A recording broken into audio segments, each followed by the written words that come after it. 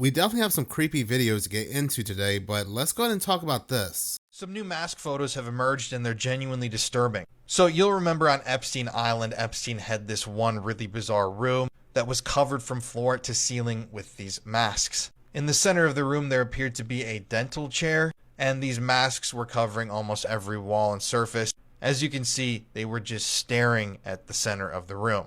Now, we've never really received an answer as to what these masks are, who they represented, why they were there. But the obvious explanation and the cover-up explanation, I would assume, would be that these were an art piece or an art installation. Do I believe that to be true? No, I think that these served a different purpose. They made the victims feel like they were being watched at all times. And it was a subliminal message. We're watching you at every moment you're here. Epstein had an obsession with faces and eyeballs, and they were always staring at the people in the room. But that's a subject for another day.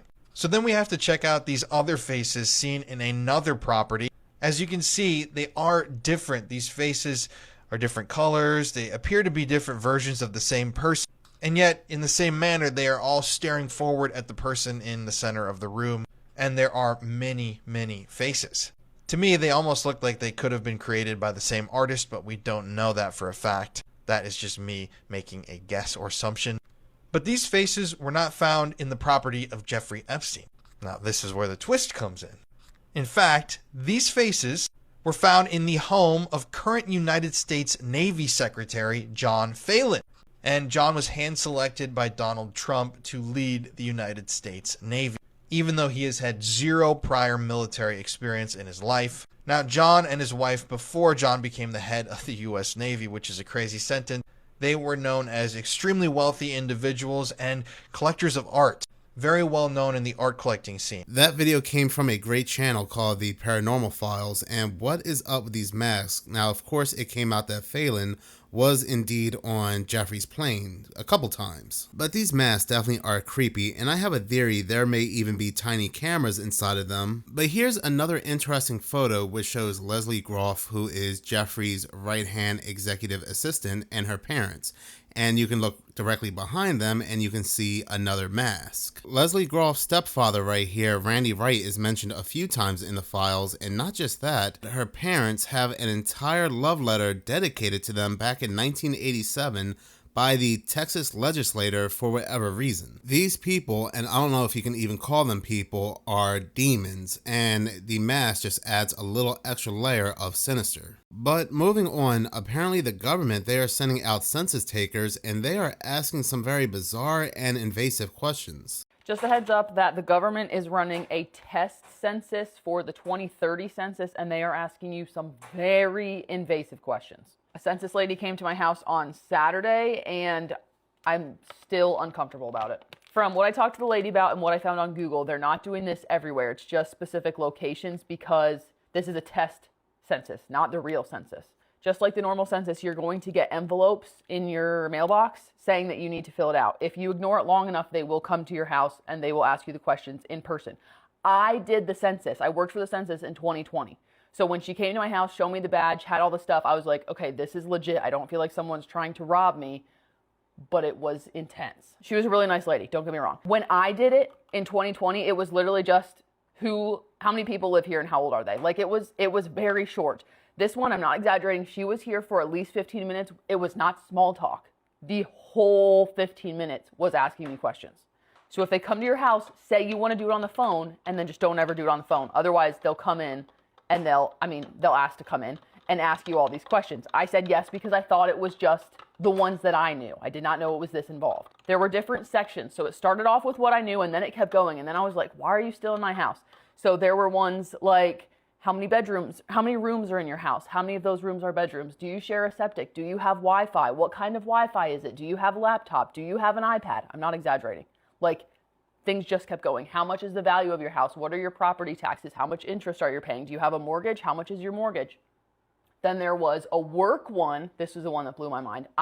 Self-employed, I work from home. So mine wasn't as crazy because I didn't have to answer a lot of them. But she's asking me how much money I make before taxes. I'm not telling the government that. Are you kidding? My husband goes to work. He works somewhere. So this one was the wild one. What does your husband do for work? That wasn't that weird. What are his main duties? That was kind of weird, I guess. I don't know. What does he drive to work? How far away is work? What time does he leave for work? How many hours does he work a week? Does he work every day?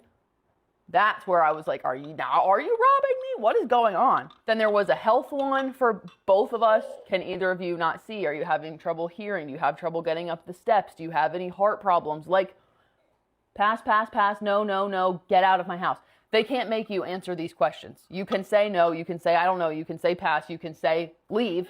They cannot make you answer these questions. You can just say no. They'll push and they will likely come back until they get all the answers. But if you keep saying no, they can only come back so many times. So beware, if they come to your house, probably say, not interested, goodbye. Just wanted to warn you. Going on the census.gov website, it says that this operational test in support of the 2030 census will help us improve how we count everyone in the country in 2030. It just sounds like the census is going hand in hand with the UN's 2030 agenda, and I would not answer any of their questions and make myself a target. Nightmare situation happened at a funeral home in Penrose, Colorado, where over 190 bodies were actually just thrown out and discarded, and their families, when they were told they were cremated, were actually just given bags of concrete powder that had been crushed up. It was called the Back to Nature Funeral Home, and these bodies were not even refrigerated. They were left in a basement and put in refrigerators just like this, except for the refrigerator was not plugged in. The smell was so bad, people were able to smell it from the road. The husband and wife team was arrested. The husband, John, was just sentenced to the rest of his life in prison. He got 30 years for one charge and over 20 years for another charge. And at his age, he'll be in prison for the rest of his life. His wife's sentencing is going to happen later this year. They made roughly $1 million. If you take the average cost of a cremation, somewhere between $3,000 and $6,000, average that out $4,500 a person. They made about $1 million doing this scam. Nearly 200 bodies. Could you imagine, like, the amount of trauma that would have? Like, your loved one, your kids, your parents, your spouse died, to know that they were just being left rotting in a basement. And they were just, I don't know what their in-game plan was this. They were just stacking bodies in this basement. And I guess they had like some kind of landfill situation where they dug out an area in their property and they're going to just start burying the bodies. But I guess it got reported because the smell was so awful that people knew that there's something weird had to be going on. That's how it was called in. If any of our viewers are from Penrose, Colorado, or had to drive through that area, can you let us know, like, if you all smelt it? If you all thought something weird was going on? Was there, like, rumors in the town before this happened? But here's the thing. There were well over 190 bodies. You see, not all the families received closure because not all the family received the bodies of their loved ones, because a lot of the bodies have been sold to buyers on the black market for multiple reasons. I think you can think of one of them. Now, there are some very good funeral homes out there, but there is also the love of money that takes over, and bodies, a whole body, is worth a lot on the black market. A lot of these greedy individuals will not let that money just go to waste by burning it up in a crematory. They'll go ahead and sell it, and those that are pending sale will just go ahead and sit there and rot. Matter of fact, to this day, this is still happening. Here is another disturbing story involving another funeral home just a few days ago. Now to a disturbing discovery in Westchester County. 13 decomposing bodies and 17 boxes of cremated remains allegedly found inside an unlicensed funeral home. The state shut down the business and pulled the funeral home director's license. But even after all of that, authorities say the operator of the Camelot Funeral Home in Mount Vernon continued to hold funeral services. Eyewitness News reporter Marcus Solis shows us how investigators uncovered this and what the funeral director now faces. That's not fair. You don't do that to people. You don't do that to people. More than 2 months later, the grieving process has begun anew for Aloma Washington. Her 74-year-old mother, Estella Washington, died November 25th. Memorial services were held as planned at Camelot Funeral Home in Mount Vernon. Washington was supposed to be cremated a few days later, but the family was never given the remains. He said, I know you're taking this hard, so if you're not ready to bring her home yet, I understand. He said, Mom will be safe here with me. He is owner Michael Naughton, who's charged with operating the funeral home without a license. The state health department says an inspection last week revealed deplorable conditions. 13 decomposing bodies in various rooms. 2 were stacked on top of each other in the garage, and 17 boxes of cremated remains were found in the basement. What investigators did not locate, a single death certificate for any individual, including Estella Washington, whose body was among those inside. Someone was going to go pick my mom up or whatever, like a month or so ago, right? So what if we would have went to pick her up, and what was he going to tell us? Or what was he going to give us? Naughton's license was revoked in 2019. Camelot shut down in 2021. Reopened, then was closed again last May. But the Attorney General's office says the facility conducted over 20 funerals since August. Aloma Washington says there was never any indication something was wrong. He never let on that there was anything going on. And now my mom died in November. He lost his license in May. So just think about like what was in the bottom of that basement or whatever, and all the way in November, you're still taking bodies and you know you shouldn't be? Naughton is due back in court later this month. In the meantime, any impacted family that has not yet spoken with law enforcement is asked to contact the Attorney General's office. In Mount Vernon, Marcus Solis, Channel 7, Eyewitness News. Crazy stuff going. With all this crazy stuff going on in our world, there's actually some controversy over a baby product. The baby product in reference is Frida Baby. Frida Baby is rumored to have some really weird things on their boxes of products. So I'm at Meijer right now. We're going to go in and I'm going to do some journalism. And I want to check for myself what the box of Frida Baby says. Okay, we found the products. Let's read the boxes. So there's this that clears the baby's nasal. Okay, let's look at what it says. It's a power sucker. This is a 3-in-1 thermometer. Side of it says, tush it to the limit. I'm sorry, what? And then wait, it gets worse because this is what their website or their social media posts look like in regards to that product. This is the closest your husband's gonna get to a threesome. Meet the new 3-in-1 temperature thermometer. Are you joking? This is a 3-in-1 nose, nail, and ear picker. And on the back it says, Proud Gold Digger. What is going on? If you think this is all just a play on words and it's innocent, you're wrong. This is a Windy the Gas Passer. Look at what it says. Tap that gas. I'll do one more. This is a breathing treatment. It's a vapor bath bomb and it says, Love at First Sniff. Okay, I have to show you this one. This is a saline mist. Nose Frida. Pre-game? Pre-game? Why in the world are there sexual innuendos on baby products? And just to give you the icing on the cake, guess who partnered with Frida Baby in 2020? Well, would you look at that? Chrissy Teigen partnered with supported Frida Baby, especially the Frida Mom line, which they actually have that too. Meijer's carries the entire line of Frida Baby and Frida Mom, and they need to be pulled. And if you think that I'm exaggerating, Frida turned their comments off on all of their social media, so it's not just one video. It's disgusting.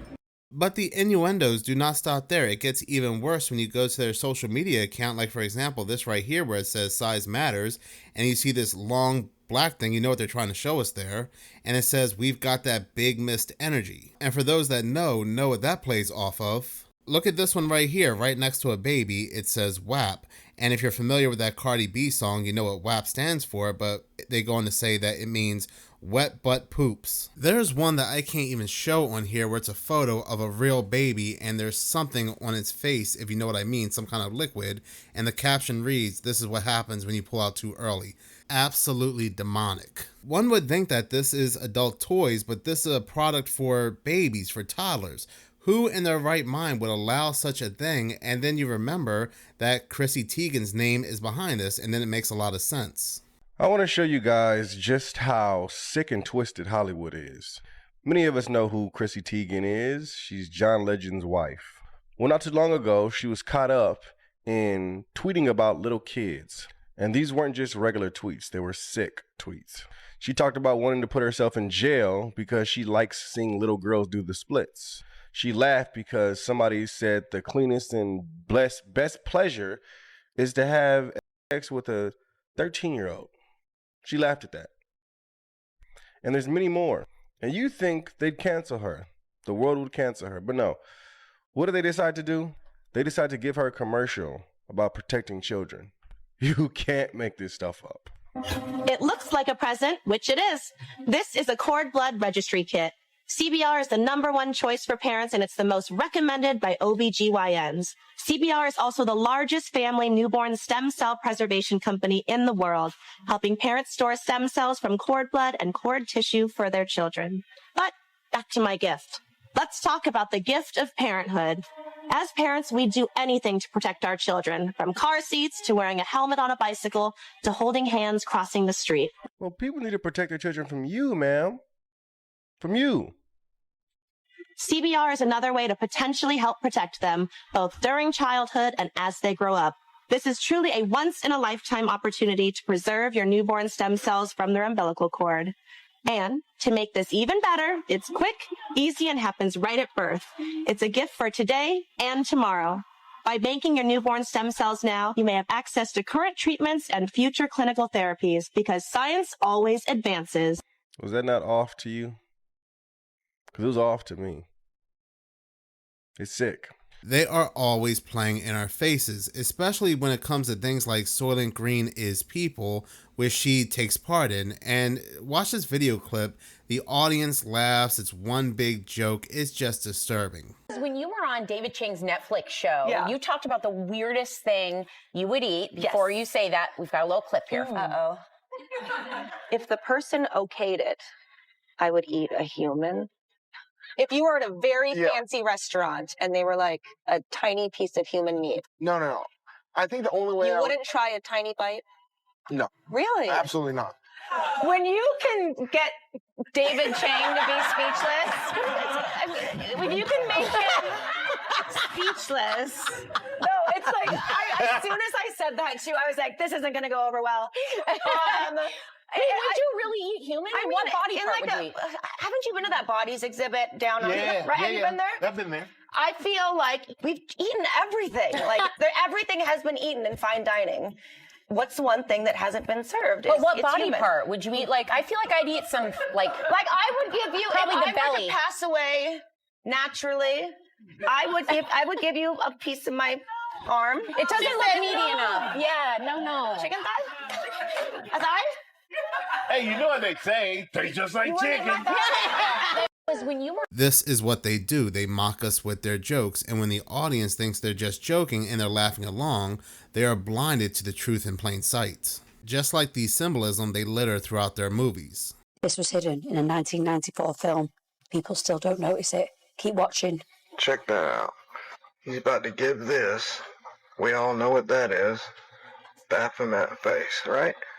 About to give that to Jenny, right? And then have this. There's going to be something that, all right, look carefully. With his right hand, he's going to put his peace sign up, right? But look carefully at the left hand. What does that look like? He had one finger out. Now watch this. It's a very clear Baphomet salute. I didn't notice at first. It's just one photo. The same hand signs. The same dark imagery. The same obsession with dressing up. Everyone always argues what it means. But that's not what made me uncomfortable. What bothers me is how much it actually shows up. In films, music, fashion, award shows. Your subconscious picks up on them anyway. And the symbols don't explain the condition. Let me know your thoughts and comments down below. Millions and millions of people had seen Forrest Gump and missed this part because it goes by quickly, but it's all about subliminally showing you who they worship and give allegiance to.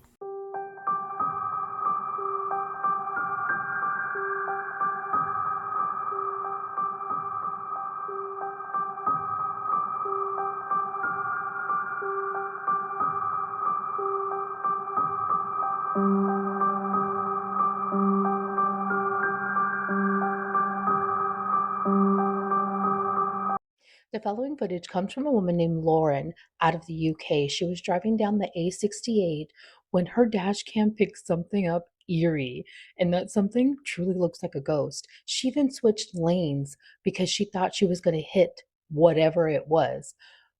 But in reviewing the footage, look closely. This thing almost looks translucent. But if it is a ghost, this is probably one of the best videos, one of the best captures of an actual ghost. Take a look at the footage, comment below, let us know what you see.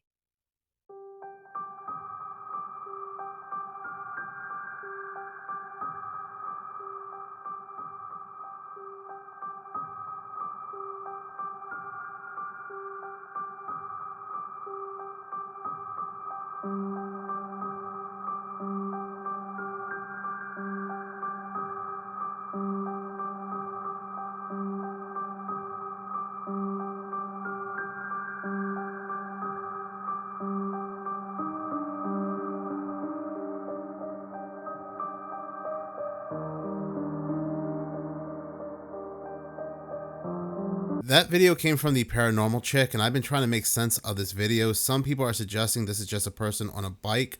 I don't see the bike when I slow down the video. Now, she believes it's a ghost, but the way it's dressed and the way it looks eerily reminds me of that video that came out where that individual made a 911 call in North Carolina saying that he saw this pale thing, this pale entity, and it jumped in the back of his truck because he said that before it jumped in the back of his truck, he thought it was just a person dressed in this old Civil War costume. I'm thinking this person picked up another one of these pale entities that have been seen more and more. Just look how long its arms look. This goes hand in hand with what pale crawlers are described to look like. There's about a million reasons why I don't go inside mines, and this is one of them. This thing was captured outside of the saltpeter mine in West Virginia.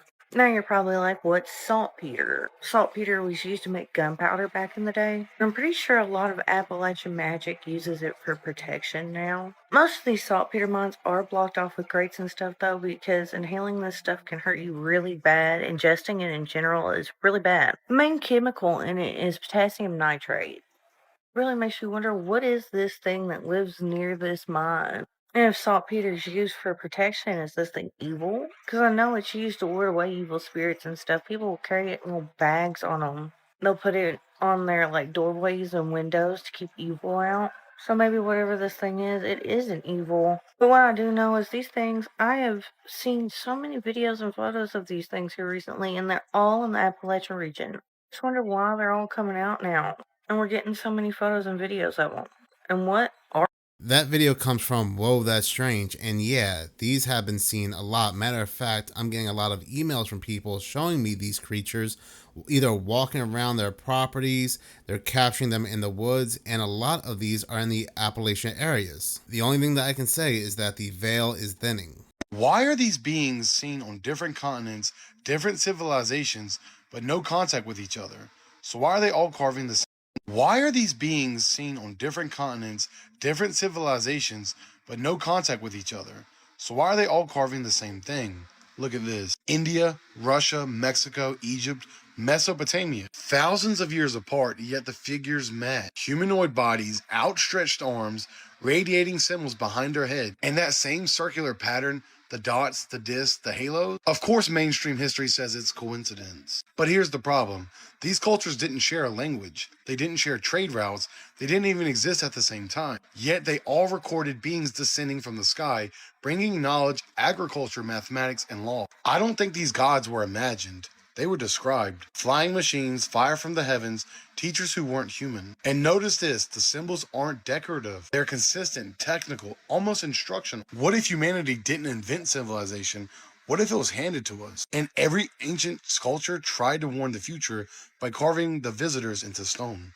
Stay weird. That video comes from Beyond Weird, and it's not just India, Russia, or Mexico, but many different cultures spanning thousands of miles have spoken about a seven-headed serpent, a seven-headed dragon. Many ancient cultures had wrote about and drawn very similar entities, and yet today we are to believe that what we see is all there is, and anything outside of that is just AI.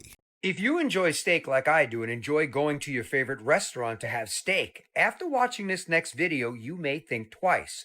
A cattle rancher, yes, a cattle rancher, went to a steakhouse while he was traveling. He ordered a filet, and when he got the filet, he started to cut it apart. And what he found next will have you shaking your head. If you haven't seen this viral video, take a look at this. Check this out. So this is a steak I got at a steakhouse in Weatherford on my way to a cattle sale in Kansas. I should have known at first, because it's really hard to get an 8-ounce filet that's truly a filet, because they just don't get that big in animals very often. Then when it came perfectly round, I should have suspected something. I I ate a little bit of it and I thought, man, something's not right. So you can definitely tell this is glued together. Glued together. Probably a sirloin that's been tenderized and glued together to look like a fillet. This is totally unacceptable and disgusting all at the same time. And yes, you heard correctly what he said in the video. The meat appeared to be glued together. And yes, that is a common practice in most restaurants across the United States of America. Food experts note that additives like meat glue are FDA approved and that the filet mignon can naturally appear uniform due to parallel grill marks. So I guess my question to you is, after hearing that from a cattle rancher and reading that for yourself, are you still going to go out and order that steak when you go out to eat dinner and take your chance with it possibly being glued together? Again, Soylent Green is people, but I wouldn't doubt one bit that what we just saw was probably some kind of 3D printed meat being sold off as real meat. Strange UFO was captured by people on their way home from a concert, and as they were observing this thing, it looks like a person walking in the sky. I'm going to zoom in for you at the point where they kind of focus. Check this out. I can see it clearly with my eyes, but I can't see it on the freaking camera.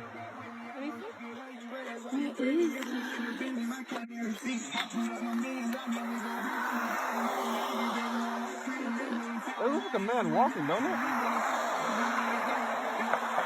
Ooh, what is that? Bro, that looks like somebody walking. It looks like someone walking.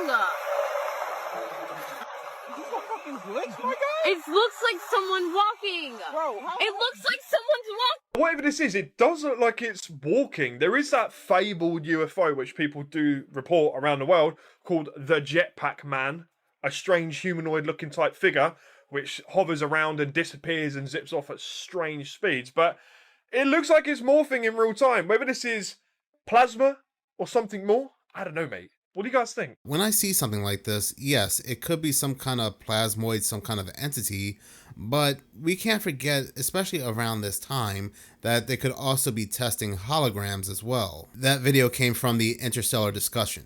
The Hat Man is such an interesting topic to me because back in the 70s, sleep clinics started to notice this pattern amongst their patients. Over the course of the next 20 years or so, they noticed that a large amount of the patients that were seeking help with their sleep all described seeing the same figure. A dark, shadowy figure wearing a top hat and standing in the doorway or in the corner of their room watching them sleep. And what researchers found most interesting was that these reports all came from people who had never heard of each other, spanning across different countries, cultures, and religions. And none of these people had an explanation for who or what this entity was. They had no name for it either. So doctors specializing in sleep wanted to study this phenomenon because they believed it showed one of the clearest examples of how the human brain constructs hallucinations in a really predictable way. Because why were all of these people feeling a presence when none existed, and why was this specific entity consistent across a spectrum of humanity? But unfortunately, their studies didn't explain a whole lot about this either. They determined it to just be a hallucination that occurs during sleep paralysis, where your body is pretty much paralyzed, but you're fully conscious. But being classified as a hallucination by doctors doesn't stop people from believing that the Hat Man is a real entity. Some people have even claimed to have captured pictures of him, and if that's true, then that begs the question, how are we seeing him on film if he's just a figment of our imagination? I personally know family members, friends that have seen the Hat Man, and it's a common theme that they are at their lowest point when he comes or when they see him, and they have reported and other people have reported that upon seeing him, they are filled with dread and terror, fear, they can't move. So this is nothing more than just a demon. That video came from Oddities on Elm Street. One of my followers was stalked by something in Appalachia, and she took a picture of it. Brooke is from Frederick County, Maryland, and she was out one day walking her dogs along the C&O Canal, which is near Brunswick, when something happened to her and her dogs that made her leave the area. This region is part of Appalachia, and I'll share another quick story before I show the picture of something else she encountered. As she and her Chow Husky mix, which is a very big dog, were walking along the trail, which she said it usually pulls her. It's so big and it's trying to run away. This day it changed. The dog became absolutely terrified. It dropped down, went behind her, and they both knew in that moment something was wrong because she said the whole atmosphere changed and it got silent. Before she left, she took this picture. Off in the distance was a very clear shadow person, and I'll zoom in here, you can see it better. This wasn't her only encounter. One time she was walking her dogs. When the dogs had the same behavior, it ran behind her, it knew something was wrong, and she noticed what looked like a person ahead of them, and she described it as having more hair than normal. And when it noticed them, it ran behind a tree, and then another tree, until it went away. Let me know in the comments, have you ever seen a shadow person or anything else? I want to hear about it. Have a great day. God bless. That video came from Paranormal Sleuth, and going back to Oddities on Elm Street video, definitely looks like that woman caught a cat man on camera. Guard who works the night shifts. It's around 2:15 a.m. and the security guard patrolling the premises receives a radio call from the CCTV operators, telling him that a mysterious person has been detected outside the company building, and asks him to go check what they want. As he arrives, he finds nobody there at the site, but then he sees something utterly terrifying.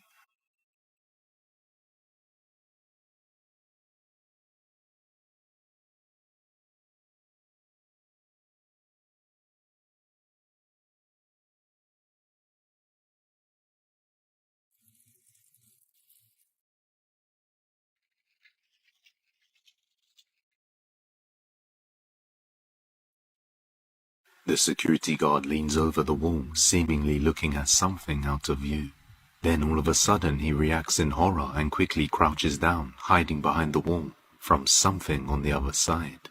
A few seconds later, something emerges from the darkness. What looks like a pair of legs can be seen running along the edge. Even creepier is that the darkness from where it came from is actually a lake. So whatever this thing is came running out of the dark lake at 2:15 a.m., leaving the security guard completely terrified to go anywhere near it. In fact, he ended his patrol right then and there and went inside the building, leaving the question unanswered. Just what is this emerging from the dark waters? If it were just a normal human, the security guard wouldn't have hid in terror. Now, I saw this on Barry Stepp's channel, and it's really hard to explain, especially given the fact that it was captured on security camera, unless the security camera glitched, but it looked like it just dropped out of the sky, and maybe it's a higher dimensional entity, and our technology, these cameras, cannot render them properly. This is why we're getting a half a torso, a very long one. Just look at those legs. This story is going to take us to Sanford, Florida, location of the I-4 dead zone. Interstate 4 is a 132-mile freeway that connects Tampa with Daytona. About 200,000 motorists travel this road daily. It's long been known as one of the U.S.'s most dangerous highways. And there are a few reasons for this: high traffic volume, out-of-state tourists, ongoing construction projects, etc. But some people have wondered if it's not just plain cursed. And there is one quarter-mile stretch that very well may be. This area right here is the dead zone, and has been listed as one of the most haunted roads in the South. And many strange things happen to people. People have reported seeing balls of light floating around the bridge. There's been reports of apparitions walking along it, and even phantom trucks racing towards drivers. Some truckers claim that their radios blast static in this section, and many people notice that their electronics quit working here. Cell signals are lost, phones lock up, and people that were already on the phone claim that ghostly voices interrupted their calls. This section also has an extremely high number of deadly car accidents, all of which helped earn its nickname, the I-4 Dead Zone. And the Dead Zone has a long and deadly history. It was originally home to the Mayaca people, who were nearly wiped out by disease brought over by Spanish explorers. The Seminole then lived in the area for a time, until the Seminole Wars, and then the U.S. government moved in, and the Army built a couple of forts here. Then in 1887, Henry Sanford, a very influential businessman, developed 640 acres in this area as part of his Florida Land and Colonization Company, which was building orange groves across Florida. And this particular citrus colony was built right about here. And it was named St. Joseph's Colony. It was promoted as a Roman Catholic German colony in order to attract German immigrants to work it. And a Roman Catholic priest, Father Swinburg, was recruited to oversee it. A handful of families moved to the colony. They worked hard to build the land and build their community, aware of the danger of the dense forests and the wild animals, but completely unprepared for the mosquitoes. Same year that the colony began, in 1887, a yellow fever epidemic ripped through Florida. Entire towns were wiped out between 1887 and 1888. People were scared. Many people tried to leave Florida. First residents fell ill, an entire family of 4, who passed one by one, with no one left to give them their last rites, because the priest had been sent to Tampa to help the sick. He caught the yellow fever and died. So when that family passed, the rest of the residents hurried up and buried them on their property, marked their graves with 4 small wooden crosses, and got out of town. And a few years later, a fire broke out in the location of St. Joseph Colony, which burned down most of the remaining buildings. And the land of that failed colony sat abandoned for quite some time, despite the community of Lake Monroe growing around it, until 1905, when a man named Albert Hawkins bought the land, and he built his home in the section where that buried family used to live. And one day, Albert stumbled across those 4 graves on the corner of his property near the St. John riverbank. 4 old, rotting crosses sticking out of the high grass, surrounded by a rusty barbed wire fence that someone had put up at some point. This is where the legends of the dead zone really begin. Albert himself was a respectful man. He cleaned up the graves, but otherwise left them alone. Well, Albert ended up leasing parts of his property out to other farmers, and he warned all of them to stay away from the graves. Maybe there was already a legend about the ill fortune that would befall anyone who disturbed them, or maybe Albert just sensed it, because bad luck did indeed strike those who tampered with that little cemetery. After Albert's death, one farmer tried to pull up the rusty barbed wire fence. He was struck by lightning. Then another decided to pull up the old rotting wooden crosses. He may have had a plan to replace them with newer ones, or maybe he was just getting rid of them. Either way, that very same day, his house burned to the ground. Then it's said that in the late 40s or early 50s, that a child was playing in the field where those graves were located, and either he or his dog dug a hole in one, and when he left the field, he was hit by a drunk driver. It's no wonder that that field became known as the Field of the Dead, and locals knew to stay far away from it. Until 1959, when the Hawkins family sold the entire property to the U.S. government for the construction of Interstate 4. At first, the graves were marked for relocation, but that didn't happen because the engineer decided, well, they were just some old bones. When it came time to even out the ground and elevate it to build the road, they dumped that dirt right on top of them. It was September 1960, and Hurricane Donna, a Category 4 hurricane, was moving through the Gulf, but luckily away from Florida. But the very first day, one of those trucks filled up and dumped that first load of fill dirt over those graves. That hurricane turned around. Its path took it directly down the planned construction of I-4 and straight to Sanford. It said that on September 10th of 1960, the eye of the storm was centered directly over the graves. The damage of that hurricane delayed construction for months, but eventually the interstate was completed and officially opened on March 8th of 1965. And that same day, it said an 18-wheeler lost control and jackknifed right above the spot where the graves were located, which is approximately right here. This is us standing on the spot on Google Maps. I don't know that I'd want to stand on the spot in real life. And to this day, this entire section right here of I-4 does appear to be a bit cursed. In the nearly 50 years since its opening, there have been over 200,000 accidents in the dead zone, many of them with fatalities. So if you're driving through Florida this summer and you got to hit this stretch, be extra careful, because it appears that the ghosts of I-4 do not play about their graves. Have any of y'all ever traveled across the dead zone, and did anything strange happen to you? Let me know. Yes, yes, and yes. You would have to live in Florida in this location just to understand how bad I-4 happens to be. Now, you can visit there, you can travel on there and have a bad experience, but to actually live there and have to ride on this interstate every day,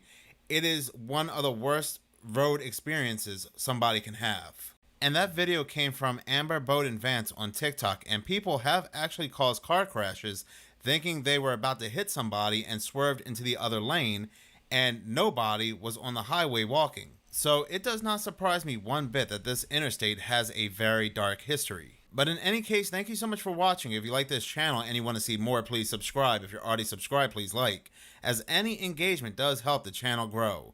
Once again, thank you so much for your support.